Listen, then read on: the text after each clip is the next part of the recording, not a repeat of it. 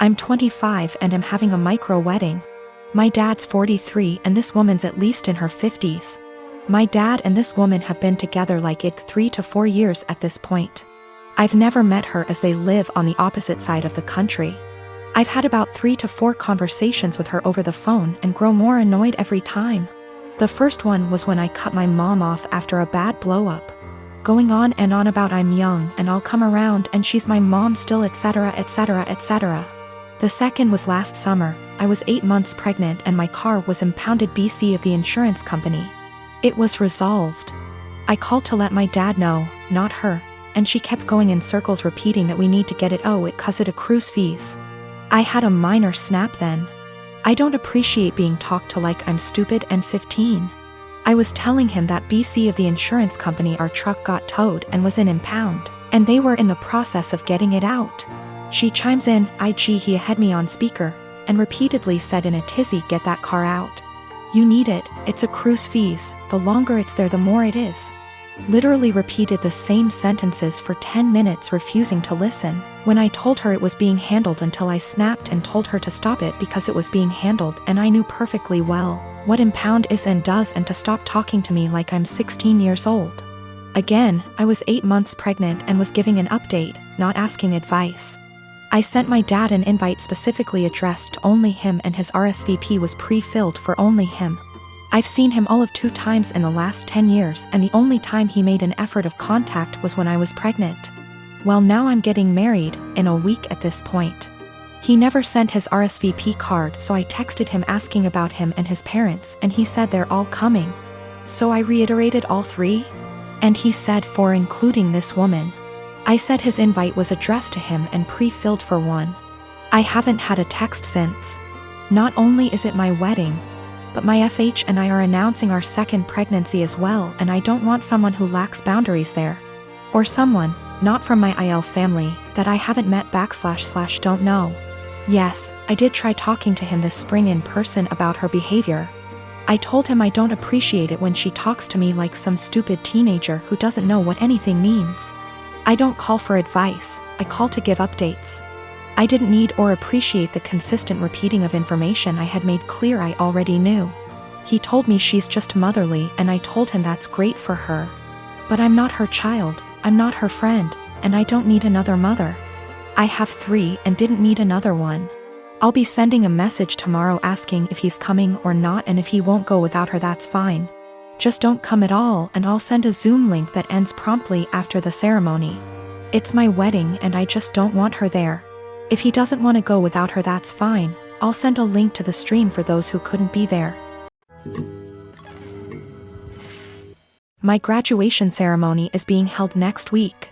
My dad had given me some money in advance to pay for the party. I live mostly with my mom but they were supposed to be hosting the event together. Dad and I have a rocky relationship. After my parents divorced when I was 4 they split custody of me and he was able to stay a good dad. When I was 10 he met Jane. Jane had 3 kids, twins and a single kid. They got married when I was 12 but I would say even before that I felt like he prioritized her kids over me a lot. He would cancel plans with me if they wanted to do something and would either do the thing with them or force me to go and say it was even better than our plans, when for me it wasn't. Think going for a hike with me versus taking them to an indoor play area. Or seeing a movie with me versus the kiddie park. One more example is when I was given a ticket for a concert my dad and I both love. He was supposed to buy a ticket to come with me for some father / son time. But actually spent it on his youngest stepkid who wanted their room painted. He told me at the last minute and it hurt. There are other times stuff like this happened. He didn't show up at the hospital when I broke my arm because one stepkid was getting their tonsils out and wanted both him and his wife there. He told my mom over the phone to tell me he was proud of me for being brave and understanding. When I would bring this stuff up to him he'd tell me it was natural to feel jealous of sharing his attention. That was all he would say. In 2019 he told my mom he would split the cost of a trip I wanted to go on with one of my clubs. Because she didn't have the money all by herself. Mom had her half saved. We told my dad he needed to pay. He said bills were tight and it was the twins' birthdays and the money needed to go on something for them. He told me we could do something as a family when the trip happened instead. I told him to forget it. That he was making it clear who was more important and I was going to stay with my mom where I actually mattered. Mom borrowed money to cover the other half of the trip.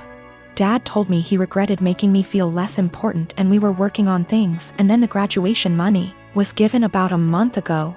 Then a week ago he called and told me how one of the stepkids was being bullied, how bad of a time they're having it. And with that money they could help cheer them up for their birthday. I was pissed. I hung up. Then 2 days later I showed up at his doorstep, gave him the money and told him I didn't want to see him or his new family at my graduation, and that he had chosen who was more important, so he better stay out of my life. His stepkids and 2 younger bio kids were there. I didn't stick around. He called and told me we needed to talk it out like adults, and that I had hurt the kids' feelings. His wife freaked out on me, so I blocked her. 2 years ago my house burnt to the ground after being struck by lightning. Thankfully it was during the day, so our 3 kids were at school and my husband and I were at work. We lost everything, but we were safe. It took almost 11 months for the insurance to pay out. The insurance covered 1 month worth of hotel stays, but after that we were made to fend for ourselves, and the only option we had was to move in with my SIL.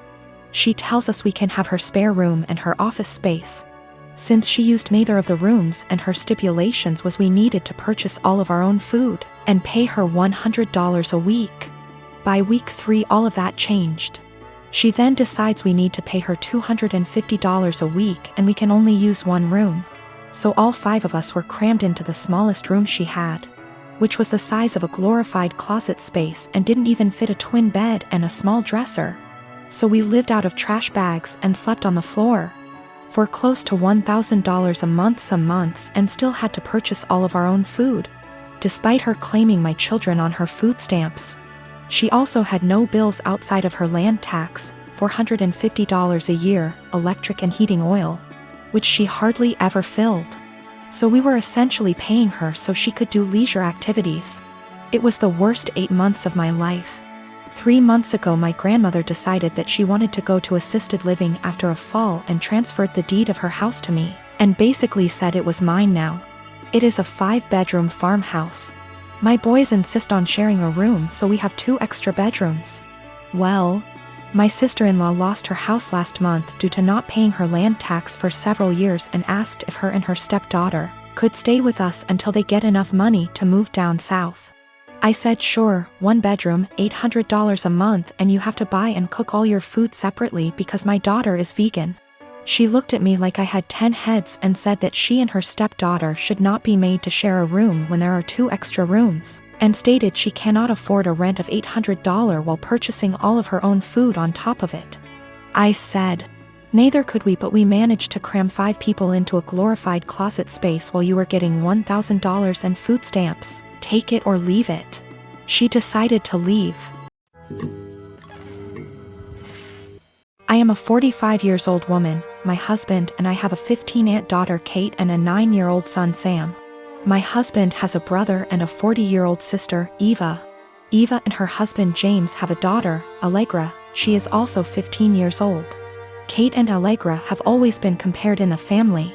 From the time they were born, it seemed to be a competition of who would walk first, talk first, do more, achieve more.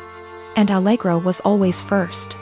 I won't go too much into detail about Allegra because that's not really the point, but I will say she's a beautiful, intelligent, truly one-of-a-kind girl, and her parents have done a great job raising her. My in-laws fell in love with her and think she hung the moon. This bothered me and made me sad for Kate, but I let it go for the most part. There's no doubt in my mind that they love all the kids equally, but out of the 2 girls you can tell who they admire more. Every summer, the whole family visits a holiday home that Eva shares with my in-laws.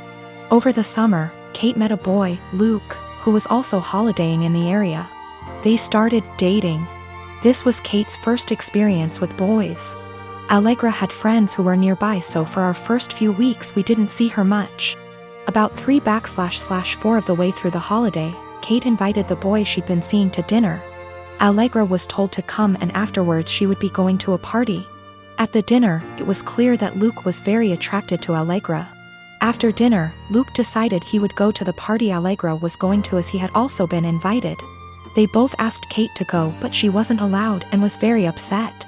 My husband and I felt it was not a safe or appropriate environment at her age. Eva informed us, because she knows we do not allow Kate into these environments, that it was an adult party, where there would be drinking and possibly other things going on. Allegra has grown up in a place where these kind of things are much more normal. And Eva and her husband made the choice to let Allegra live those experiences.